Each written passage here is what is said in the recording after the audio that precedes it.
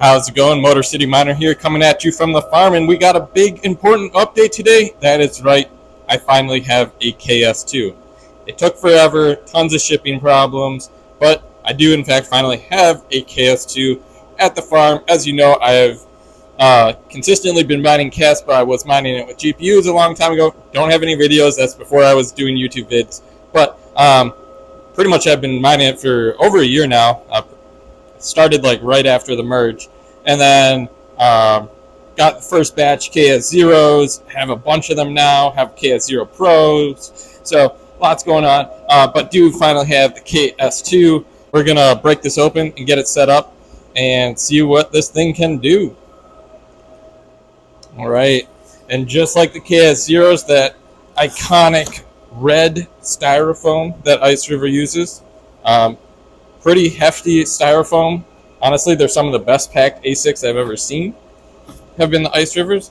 Oh, look at that. They even have branding on the KS2s now. Look at that. Guys, they're upping their game across the board. Branding everywhere. Love it. So yeah, let's pull this out of here, get it on the table, and then do a thorough inspection. Again, look at that nice label. Simple, elegant, looks great. Notice there is actually some plastic wrap, plastic film on the unit, so some more protection for packing. I'll have to try and get this off somehow. Don't really know. I don't have fingernails to do this, unfortunately. But yeah, other than that, it's looking pretty good, pretty sharp. Looks like it's in pretty good shape. Nothing, no big complaints here. All right, so we're about ready to go. Got all the plastic wrap off. There's actually quite a bit on there. So before I put these in the actual mining rooms, because those mining rooms are pretty hot until I, get true intake and exhaust. It's still kind of my jerry rig system. So it is still pretty warm in these rooms. So I do like to test any ASICs I get out here.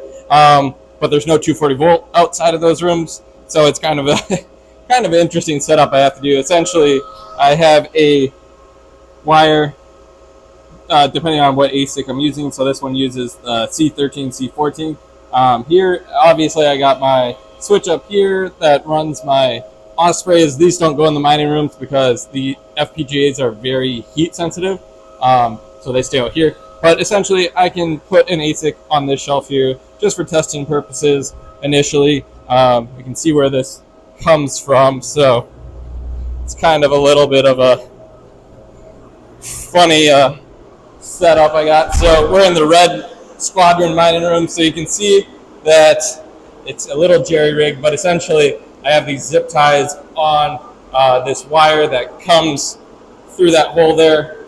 These zip ties prevent this wire from, pulling out. That's what she said. But, kind of jerry rig, but just a temporary thing. This is just for testing before I move them into the actual hot rooms. So we're going to set it up on that shelf and get going. So, I'm going to hop back out here where it's nice and cool and throw this guy, KS2, on that shelf there.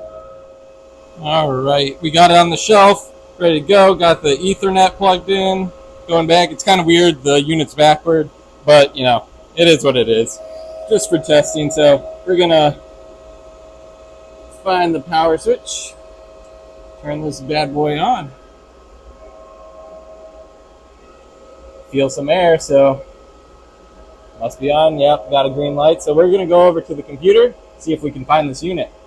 All right, so we're over on the computer now. I found it in my router, found my local IP address. Again, if you don't have a router that you can look up devices on it, you'll have to use their IP report software, IceRiver's IP report software. But pretty much all of my routers, I buy nicer routers. So username is going to be admin, and password is 1234567 Do not put 9 or 0, just like all other IceRiver devices. Again, that's the default. You can change this later. So you can see that it is up and mining. It has been going for a little over 5 minutes. I assume it's mining to, IceRiver's default pool. But you can see it's kind of been mining for a little while since I set it up. There's all their information. Temperatures are looking great. Fans are not at full speed because it's in a nice cool room, so that's nice. But yeah, otherwise it looks like we're up and running. Everything else looks pretty typical. You know, home mining settings is where you put in your pool and wallet. I'm using K1 pool. IP settings is usual stuff. User settings is where you can change the password, and firmware upgrade. So that is one of the first things I'm going to do, because this is an outdated one. So we're going to download from IceRiver's website the latest one and do a firmware update. So once you're on IceRiver's website, you're going to want to go to support, and then I believe it is tutorial is the subcategory. Yep. So again, you go to the support page, support, tutorial, go to firmware. It'll bring you to a firmware download page, and you can get the latest and greatest. So, you know, we have a KS2, so we're going to download the KS2 firmware. It'll download it, and you'll want to unzip before you upload it. So once you have that downloaded, you're going to hop back over to your firmware page. You're going to select the file you just downloaded.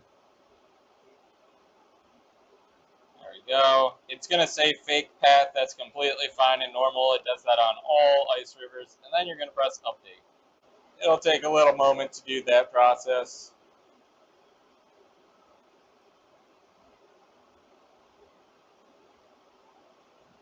It'll eventually pop up saying operation has succeeded. You press OK. Confirm restarting the mining machine.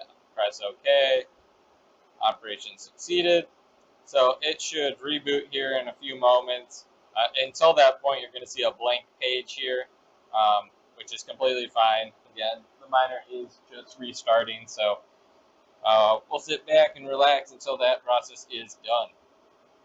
This is also how, if you did buy overclocked firmware or use the free one, I recommend purchase the one you buy from T-Swift, which I'll do in a future video. But for right now, you know, this is fine. Just for testing, you want to make sure the unit's working properly before we start overclocking it. So just going to run it for a day or two on its default firmware,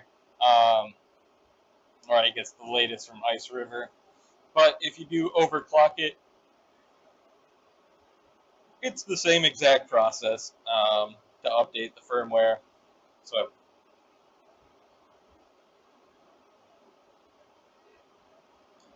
it does look like it has restarted. You can see that our image information has indeed changed. So we are running the latest firmware. It's going to take a little while to start up, but otherwise it looks like everything went well. I still have to change those all to my personal, so be right back after I do that. Alrighty, so our miner has rebooted after I updated the pool settings, so you can see I have my information in there. It does look like we've already connected to the pool, so it should start mining here in a moment. In my environment, it was pretty cold, so I think 40% is all I really needed. I mean, I could go lower if I want, but I'd rather things run cool and replace fans. But even at that, it was like barely above 40 degrees. So we're gonna let it spin up here, get up to speed, make sure we're getting accepted shares. All right, so we are getting accepted shares now on the pool. So we're gonna hop over to the pool and wait for it to show up.